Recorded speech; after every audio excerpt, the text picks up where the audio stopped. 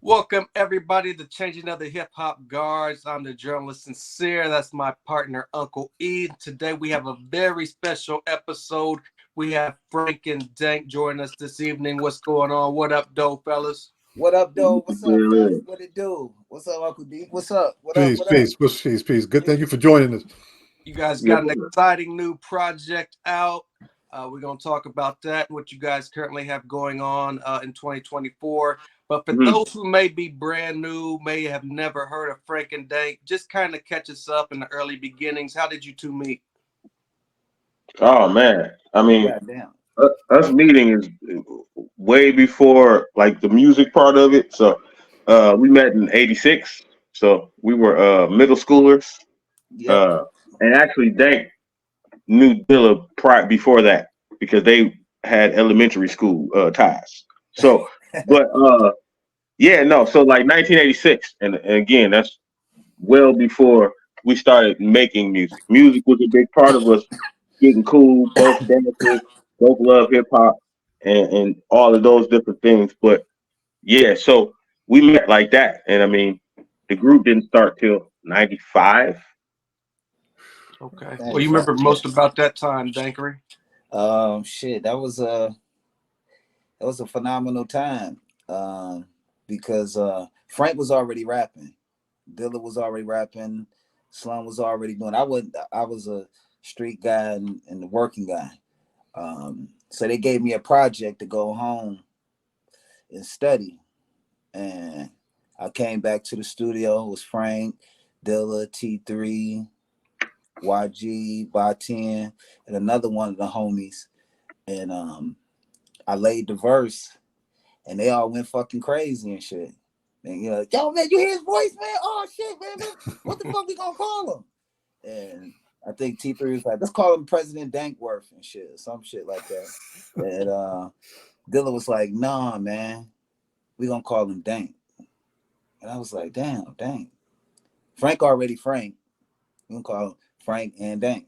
You know what I mean? So it was a crazy time. It was just it was a lot of music at that time. We would start recording, doing some joints, then we'd stop, then we'd pick back up and start some more, you know. But it was a super dope time. Were you guys brought in as a group, or were you solo prior to meeting? Well, I was in a different group, and like Dank said, you know, like while he was, you know, writing raps and recording every now and then, he wasn't really a studio rap like that. And so I was already rapping and in the studio making songs with Dilla and all that before. And again, Dank was doing the same, just not as much in the studio with us. When he was with us, it was just a bunch of friends hanging out. And eventually it turned into, hey, Dank, you should be rapping too here while you here. But Dank was elsewhere rapping. When Dilla decided that it was time for Frank and Dank, well, for him to say, okay, I'm going to focus on getting y'all together to get y'all a deal and help y'all out, he went to the Hood studio to find Dank. So, like, we were both rapping separate, but together in a weird sense because we was all a crew, right? But we both were, I guess, sharpening our skills and doing different things in different situations. And it was Dank, like he said, you know, coming back and spitting that verse for the crew, like our in-house crew, and everybody saying, yo, Dank's voice is crazy. This is crazy. And Frank and Dank didn't happen right then. It took a minute. And then it was like, yo, y'all should be a group. So Dank was already Dank. Frank was already Frank. Okay. And then it's like, yo, y'all should be a group. Okay. Who's And that? it was T3 and Dilla's idea. Okay. Okay. Now, before all of that happened, Frank, did you have any other, any opportunities before that? Like, did you release any music with the No, group? I mean recording in the studio and making records. I was in a group that it wasn't really my group. It was a group of two other homies that was part of our crew, and they had a falling out, and they had begun to record some records. And so when the other homie said, "Okay, I'm not rapping," Frank stepped in and filled in his part in that small group thing. Okay. And but other than that, no, I mean, and that just amounted to recording songs. It was over Dilla beats and just having songs. And I guess at the time the host was to record a demo of sorts, right? To have something to play for labels or whatever to facilitate getting a deal. But that situation kind of went where it went, whatever. So not any records out, Okay. but recording and having records done, having songs in the files, yes. Okay. And did any of those songs ever make the light of day? No. I mean, Nah. some of the homeboys that's around, it was around some of the DJs and different things still have those tapes, but Yeah. did it ever surface as songs? No, no. Nah. Any way we could hear some of that stuff or not? I don't know. I don't have it. I You don't don't have have any of that? Oh it. man. I That would don't be have it. crazy. You're talking about early Dilla beats. Yeah, yeah. No, I mean, 90, 93, 94. So now you guys, as far as Frank and Dank, what was that, about 96 when you guys finally came together as 95, a group? 95? 95. Now, how was that process as far as you guys saying, let's start working on putting out, our first album? Did you guys lock in right away? Was the chemistry good right off the bat? Again, we had already been friends for a decade, right? Like, Right, so right, Been right. friends for a decade. chemistry wasn't the issue, right? Yeah. It was just for us. There was already a path. Slum was already on it and created, you know, a system for us to be for us to work within, right? Okay. So, and obviously, Dilla being a huge component of that, and an even bigger component to us being able to be in the system and learn from it and use it to our advantage, right? So, uh, it wasn't really hard in that sense. We had a blueprint, and it was just finding what our voice was, right?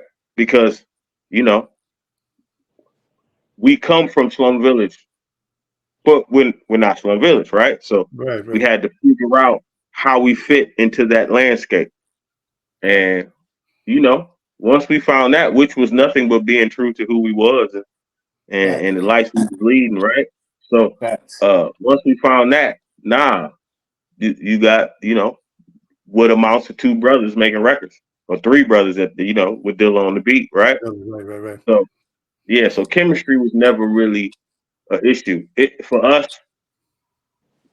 especially with these making records, it comes with a plan. Mm-hmm. It comes with a blueprint. So we just kind of adhere to that.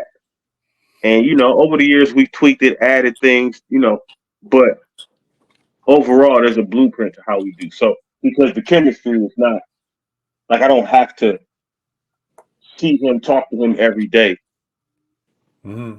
to have a vibe with. So lock in, I yeah, mean, yeah, it's my yeah. brother. I know him 30 years. You know what I'm saying? Like it's not. So yeah, no, it wasn't. We didn't have to like work on chemistry per se or that. It was just really finding out where our voice was and what our jobs within the entity was, right? Gotcha. Gotcha. Just And to I mean, add it's on a to what long-winded way to say something really simple. But yeah. No, that's cool. yeah, to add on to what Frank was saying, we had a phenomenal childhood. The music was actually a super blessed bonus because we already knew Dilla was a genius from when we was kids. We went to the kiddie discos when we was kids. This is before music. We go to the kiddie discos. We go skating. Frank and Dilla used to DJ, so they had DJ house parties, bring us, and they know I'm gonna get the crowd started, so I'm just gonna go start dancing to get everybody to get to dancing. So the chemistry always been there because we've been brothers. We grew up together, like not just here and there all the time. Right. Like even like back in the day, my phone at home used to be cut off all the time, different times. So I had a payphone around the corner from me. So when they all together, I have to page Dilla 56. That was my code to let them know I was at the house. Okay. So then they'll pull up. They all pull up, and don't let me be gone because I'm gonna fuck around and miss the ride of the century. You know what I mean? Right. He got a beat tape. We're gonna be doing dances in the car. You know, get out the car, go around the car, all types of shit. You know what I mean? Because Dilla and Frank was the only people that had driver's license and shit. So my dudes got a new Escort, and we rode the hell out there. They put one of the house speakers in the trunk and shit, and shit, we riding the hell out. We riding the hell out like a motherfucker. You know what I mean? So the vibe was, we always had a vibe. We shared clothes and shoes. We did a lot together before it happened. And with me and Frank, we did more supporting our brother Dilla than recording. Just being his brothers. He got one on the right and he got one on the left. Like Frank used to always be gone. Frank used to always be gone with him. I still was in the streets running around, you know, fucking around and shit, you know, just doing different shit. But then when I got in the truck, I call that, I've been in the truck, but it's only 4 seats. There's only 4 seats in the truck. Dilla driving, Frank got the passenger seat, and there's 2 seats in the back. One of the seats is for some type of major artist coming, Common, Black Thought, Quest of Love. It's one more motherfucking seat. I'm getting that motherfucking seat. Fuck that. Fuck that. That's a hell of a goddamn seat to have. Yeah. Like when I just referencing, like when I got in the truck, I got my pea coat on, you know, I got my little curly hair, my little glasses and shit. So I wasn't a strip club guy and shit. That was my thing. I like to go to the club. Frank and Dilla, the strip club was their thing and shit. That was their thing. So this like one of my first time. Been to the strip club, but going to Chocolate City. I got my pea coat on, my little sweater. They got on pellies and shit. You know what I mean? And we get to the door. The security like, "Oh man, what's up? Hey man, come on in." Frank come in, Dilla, what up, man? So I try to go in it. He like, "Hey man, wait a minute." He like, "Yo, he with us and shit." He's like, "Cause I wasn't dressed like a street guy." You know what I mean? You know, so a lot of crazy stuff, man. Like the vibe has always been there. Hours just sit with Dilla, just record shopping, sessions. Like a lot of the major artists will tell you got to go hang out with Frank and Dank before you get to Dilla. Right. You know, he gonna tell you, you're like, go hang with them niggas, and then we'll vibe. You catch a vibe with them, we can vibe. You know what I mean? We can vibe. For sure. Let me ask you, since you guys were so tight, you know, all 3 of you, you know, with Dilla, when you guys were in the studio, for example, and he might have been working on some beats, you know, I'm sure you both of you had your inputs as far as like, yo, that's dope, or you should maybe do this or do that or whatever. Was there any? Never No? not ever once in life have I ever said, "Hey, you should try this." No, never What? once. No, hell no. Never once. Okay. Hell no. Okay. Let the God do his thing. Yeah. No. I just I see. Like I know. I'll give you for what I was gonna say was For example, like I used to be, back in the days, I used to be in the room, be like, he was Evlov X at the time, his brother Sub Rock, and sometimes they'd be up there, vibing and cooking, and you know what I mean? Sometimes they would ask for a cat's opinion, like, yo, what y'all think about this or whatever. And sometimes we might be like, maybe not that one. So I was just kind of wondering, like, was there any ever time where you might have been like, yo, Dilla, I don't think that's the one. No. Nope. No, we would have never been back in the studio. You'll be We'll never be back in the studio, bro. You'll be on punishment like a motherfucker. Yeah, we on punishment. No, he would have picked me up to go to the strip club. I would have never got in the studio to rap. I'll tell you that. So, nah, man, like we had a different type of relationship. Again, built on friendship, but like we didn't do records like that. He would say, "Hey, y'all," he would say, "Y'all guys," he'll pull up a beat and play the beat and say, y'all got some shit for this? And we'll say, yeah, right? And then he would put the beat up in the computer or up so on the ADATs, depending on what studio we was in. And it's 9 times out of 10 at his house. And then that's at the end of the night. And he gonna go upstairs to go to sleep. And he gonna let Frank and Dank record. And his thing was, hey, I'm not gonna tell you niggas have a song ready for me to mix in the morning. Yes. That's it. And there's no more questions. Y'all figure out what y'all gonna rap about. Here go the beat. And our thing was, we don't question you about what the beat is. We just gonna do something to it, and we'll mix it in the morning. And that's that. So we had a very trusting relationship in that. Like 48 hours, the beats we was rapping on, we rapped to those beats. We made the songs. He decided that, okay, I'm about to get rid of those beats and create a new sound for y'all. Do something different. Okay. I was baffled. A lot of those beats, I really loved those beats and thought the songs were crazy. Right. But I had to trust him. Yeah. And looking 20 years ahead, right? Guess what? We got a really rare, one-of-a-kind record. It's an all Dilla produced, no sampled record. That's who has that? Right. Who has it? Nobody. You guys got a very special project out now, WFND Radio. Can you guys talk about the concept behind that?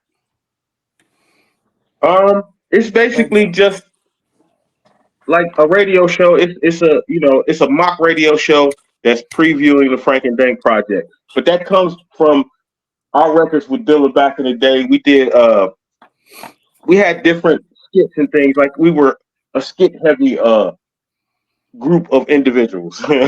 So that was just us kind of paying homage to the way we did things and the way we did our records then, and having those elements as a part of a full-length project, right? So the radio theme is just that there was a time when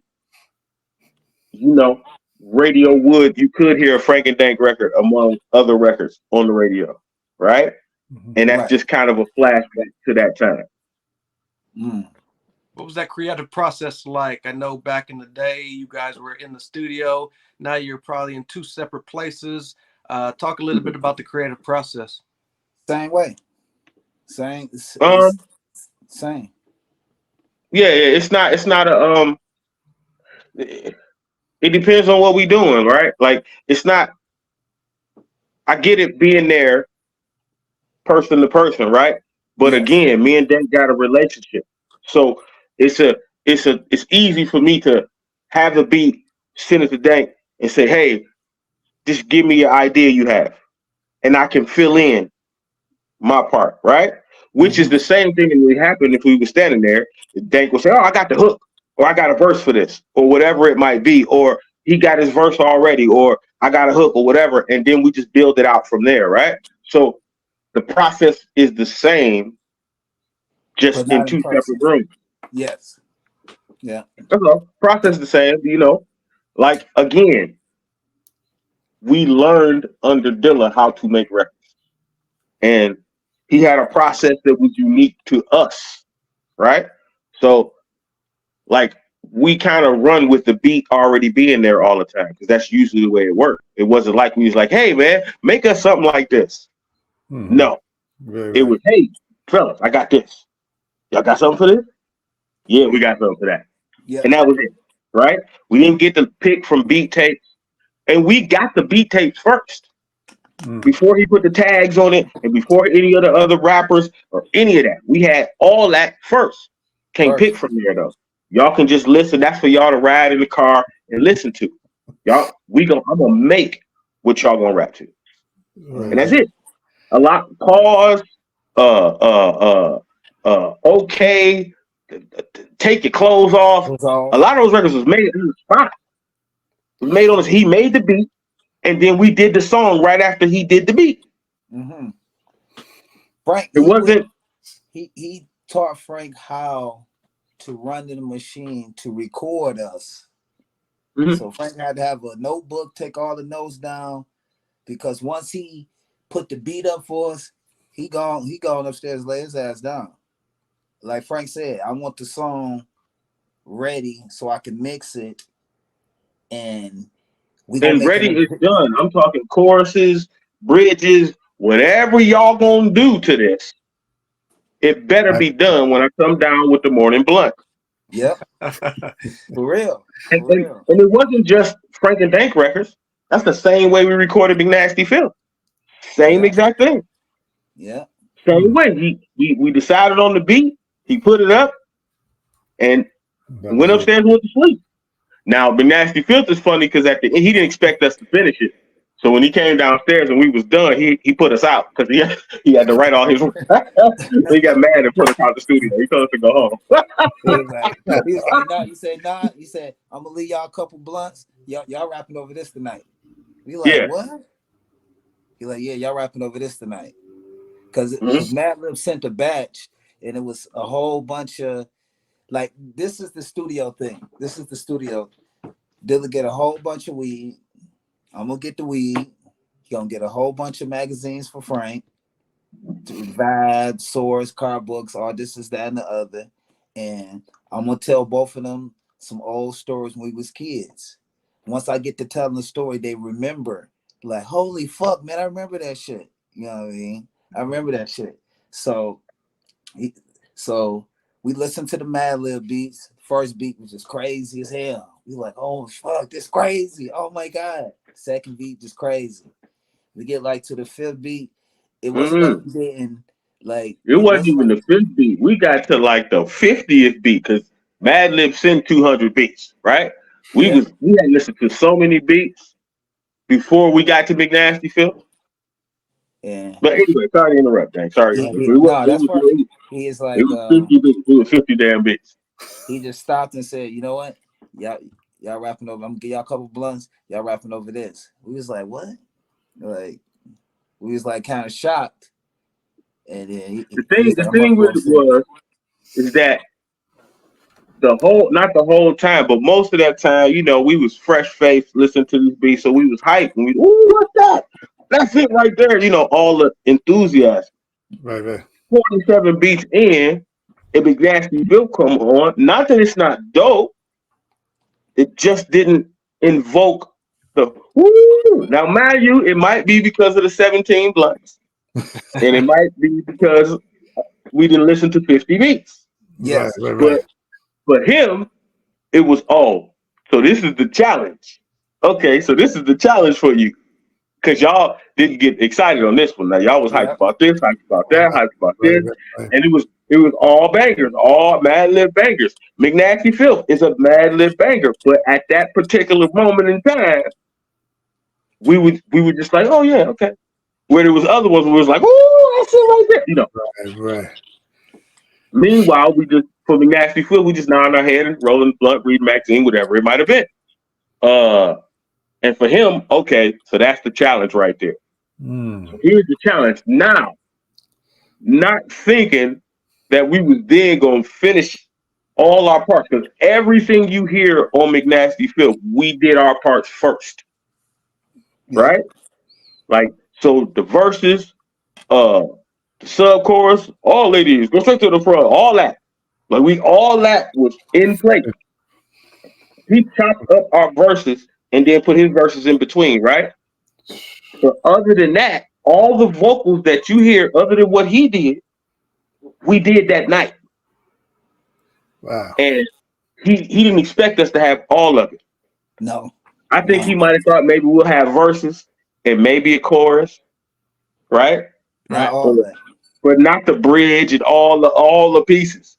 And he was like, "Oh man, ain't nothing left but for me to write my raps." 'Cause I think he thought we're gonna get up, kick it, smoke, eat, and then we'll finish the song up all together. He was like, "Oh man, you know what? Y'all niggas gotta go. It's time to go. I gotta write these raps. Y'all gotta get up, please." Yeah, It was yeah. all Crazy, that's crazy. Yeah, can we let's talk a little bit about some of the features on this new project. How did you guys end up getting DJ Mitsu the Beats to be a part of this? Oh facts. man, shout out to Mitsu. Through the brother Tachi, which is our Japanese connect. But I used to work with him. He worked and still does for Delicious Vinyl, the record label. I work a lot with Delicious Vinyl, so that's where me and Tachi's relationship started. And he's a born in Japanese, came to America, went to school, worked a lot. He lives back in Japan now. Uh, uh, so that's how we met Mitsu the Beast. But Frank and Dank did a song with Mitsu for one of his projects Mm-hmm. some time ago. It's been a couple years now. The Splash was like what 2 years ago, Dank? Yeah. So after that, Mitsu hit me up and he wanted to have me on another track that he was on, and he was like, Frank, if you do this for me, this track and this other track, I'll the payment will trade. I'll give you a batch of beats that you can take and use, and you just give me these two things. So I did the thing, and we put out a record, and actually the record came out. It was featuring Guilty Simpson because that was part of what I did because I knew he was a huge fan of Guilty, and Guilty's the homie. So I said, okay, I can butter the bread if I call a homie, and I was able to break a little bread with Guilty, break a little bread with him. Everything worked out, right? So did that, got the beats, and then it was a thing of, well, okay, now I got a pile of beats from a made guy. You know what I'm saying? It's not like he's a new guy, nobody heard of it. It's a made guy, right? So it was almost a no-brainer to say, okay, look, this might as well be a Frank and Dank record, right? And it was really that simple. Hey, Dank, I got these beats from Mitsu. we should do something. And Dank was like, okay, yeah, let's do it. And it was really that simple. You know what I'm saying? So, no, it's just we do a lot of records with a lot of different people and build relationships. Our whole existence is based on relationships. From our relationship with Dilla to how we move and make music with folks, and it's all relationships, right? Like so. Nah, man, Mitsu's a good dude and a really solid producer and musician.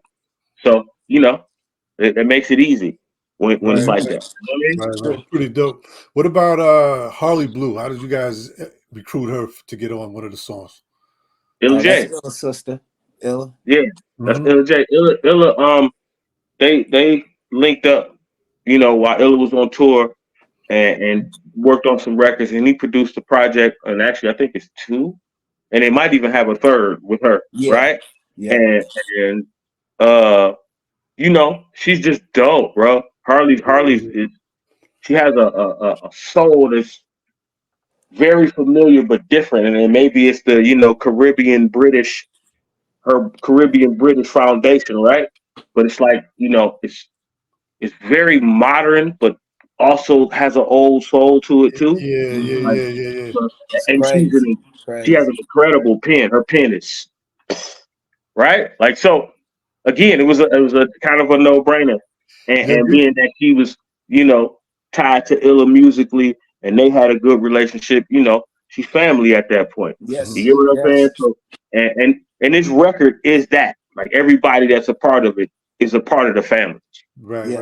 Yeah, I threw her name out there because exactly what you said, Frank, is exactly how you described her. I mean, is exactly how when I was listening to the song, is exactly what I was thinking. I was like, man, she sounds like fresh and new, but there's something about her voice It's and the the way she, soul of it. It's the soul. it reminded me of kind of like, you know, how in, you know, like in the 90s, how cats used to have certain, you know, damn, that's, you hit that right on the head, man. That's yeah, she's dope, definitely.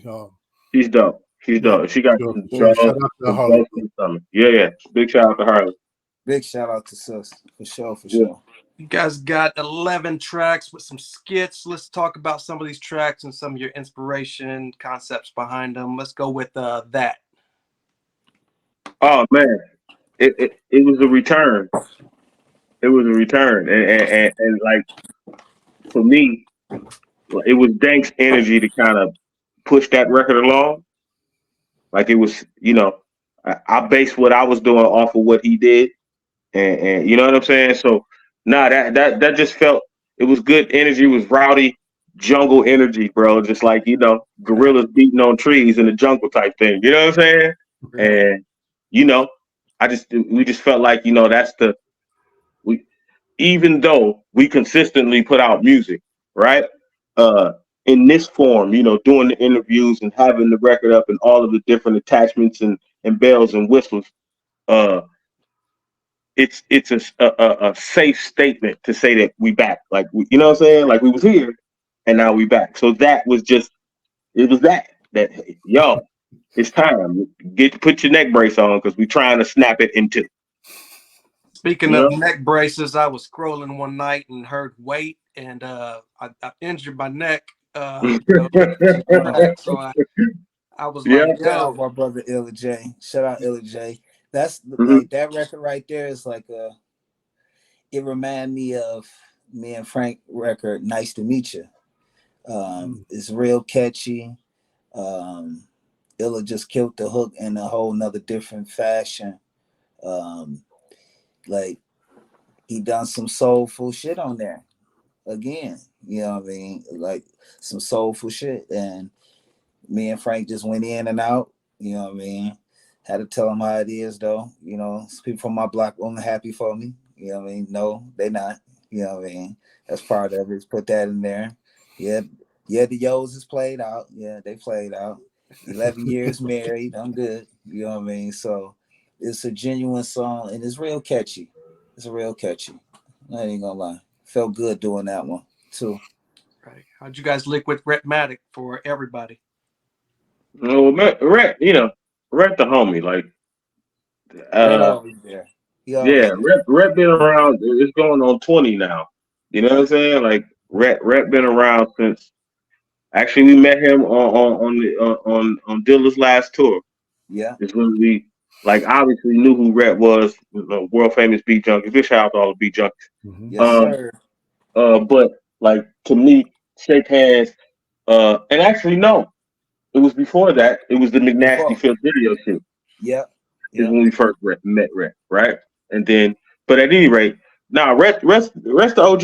That's the big homie, man. Like Yeah. I lived out in LA for you know almost 15 years, right? And I ran around with Rhett a whole lot. Rest my brother, man. It just Jim. It's an overwhelming theme with this album. It's genuine folk, right? And Rhett is one of those guys, just an excellent person, and then Super. and just happens to be a phenomenal DJ at the same time, right? Like so, uh, yeah, no, Rhett's the homie. That's again, it's a family. This thing is a severe family affair. Speaking of family, Main Soul is on one of the tracks. I mean, how was that seeing your son progress over the years and having him on, Hey, some of your albums? um, he's a hardworking young man. Um, he take his craft seriously.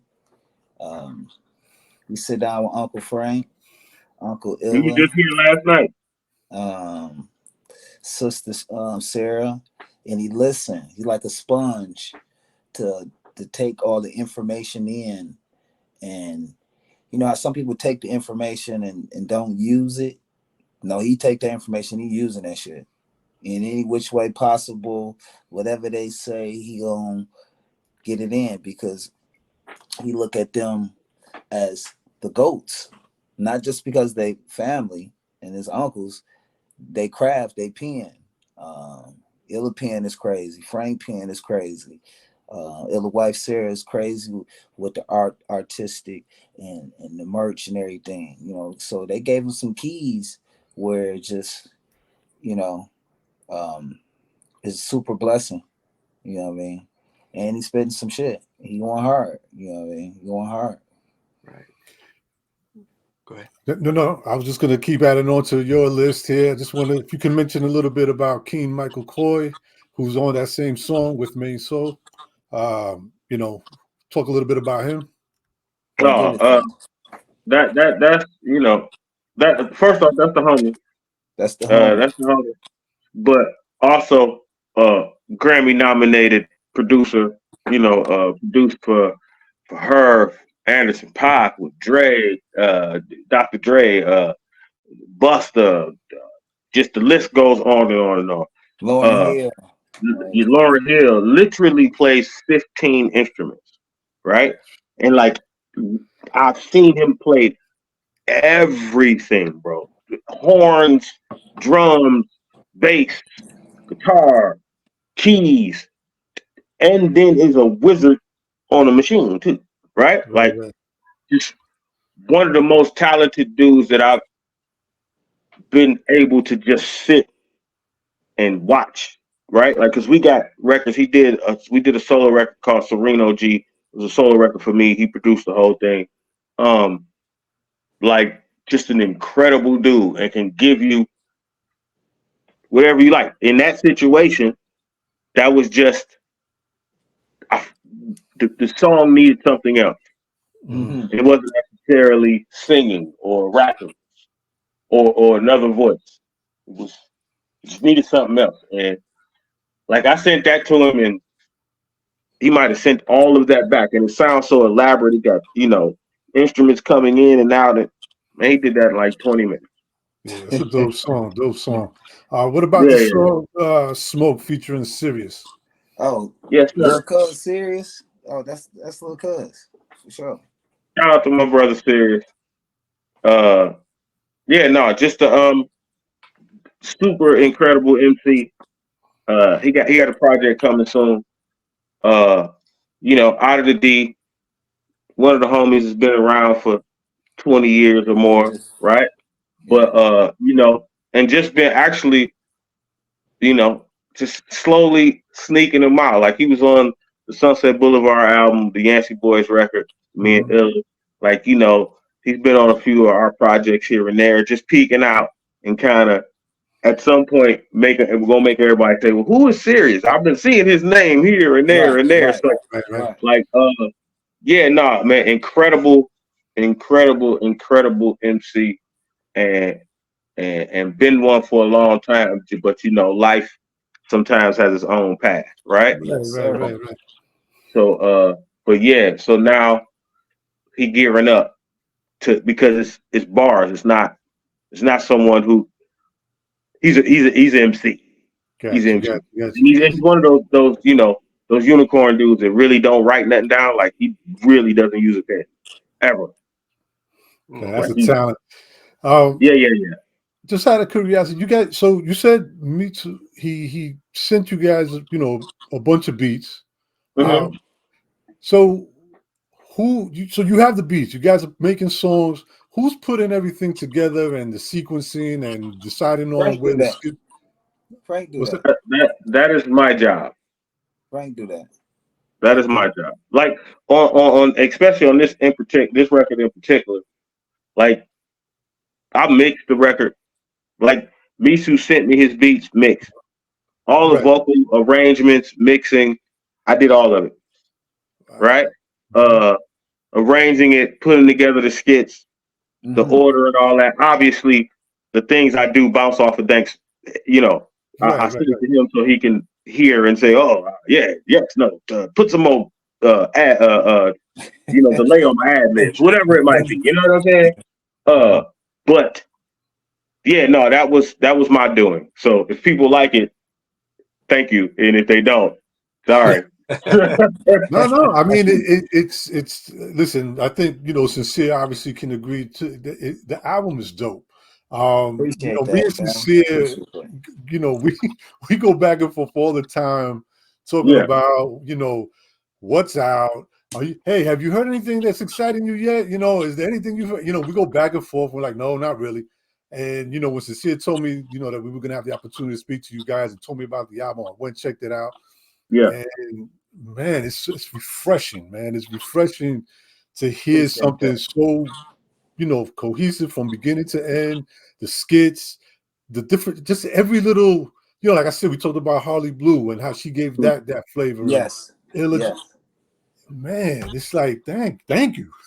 Yeah. I don't know what else to say, man, but like, Yeah. finally, I have something I could put on and play and just vibe to, man. We've only had probably 4 exciting moments this year. It's like Primo and Nas, Rock and Common, Frank and Dank, and maybe another project. So it's been really hard trying to grab everything that's out there. And like you said, man, my brothers, I really appreciate that. Yeah. You know what I mean? I mean, That's dope, bro. Definitely. Yeah, and it's not to take away, from anybody, like I said, but like Sincere said, there's just like certain little things that's been coming out. We try to just keep it something like. Are you guys putting out vinyl on this, or it's actually it's right now it's Japan only, but we just got it into I think it's HHV in the UK, and they ship to the States, and then it's coming.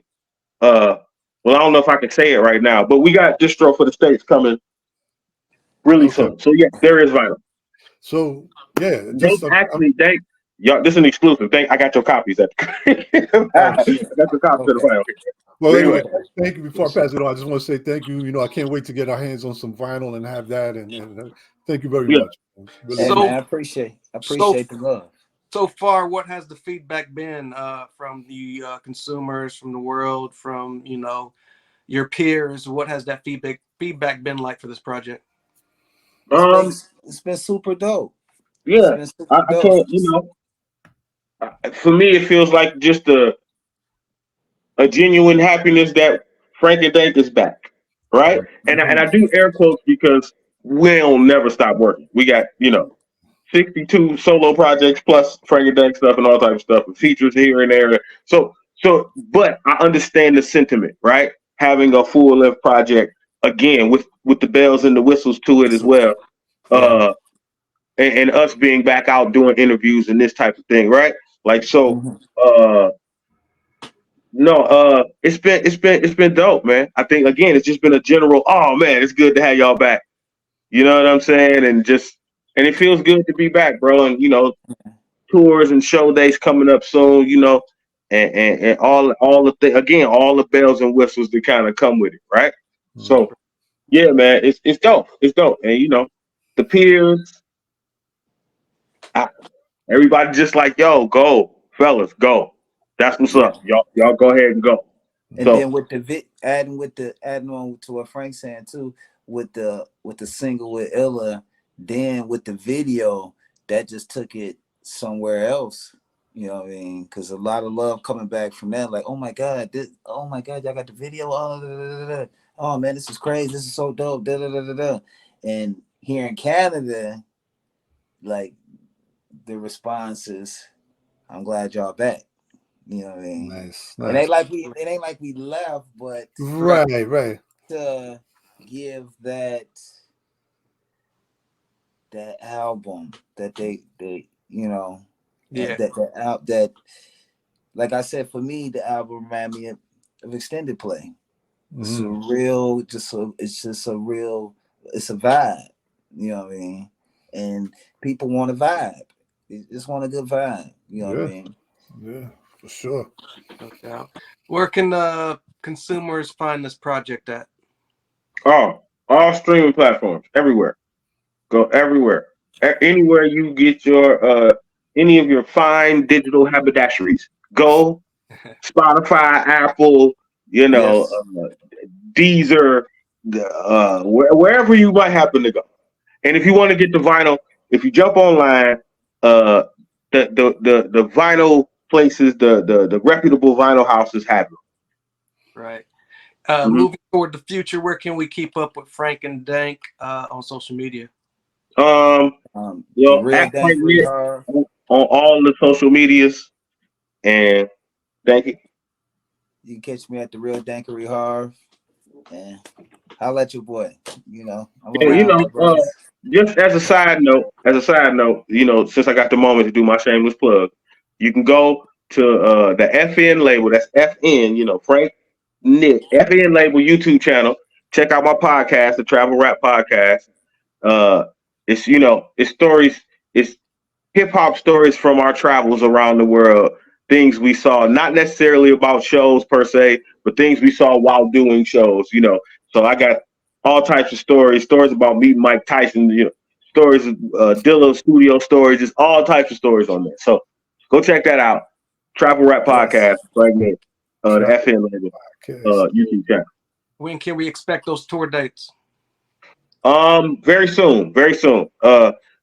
Because where we're going is quite the distance. Preparation is the key, so we got to have everything perfect before we announce. So we before the end of the summer for sure. You'll know where we going. Okay. Man, at some point in time, I would love if you guys could make it up to New York and do a show something somewhere, man. That would be really dope. Yeah. No, New York, man. New York is special, man. Yeah, It's man. special, We was just up there. We was just there. Yeah, we was just there. Oh, what? Yeah, because we played with my man Rant Angry. They had a showcase with him and J Period. And they brought us out. Oh, damn. Okay. It was for was it Winter Music Festival? Was it was it the Winter Music Festival? I think. I think that was with J Period. You said, right? J Period. It was in January we went. I think that was the name. Yeah. Damn, I saw something. Oh shit. Okay. Well, maybe next time. No, New York. Listen, bro. Listen, I real quick before we go, I just want to talk about this New York thing. Like New York, coming from Detroit as young hip hop dudes coming up, right? You hear about New York, and you hear about you get booed, and they don't care who you is, and if you not from the town, oh, it's really bad, right?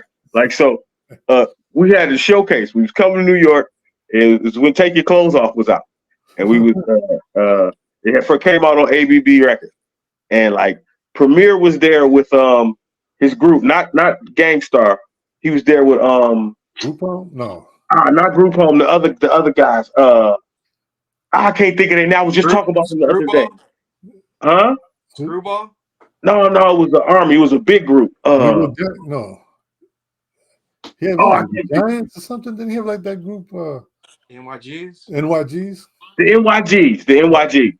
That's who it was.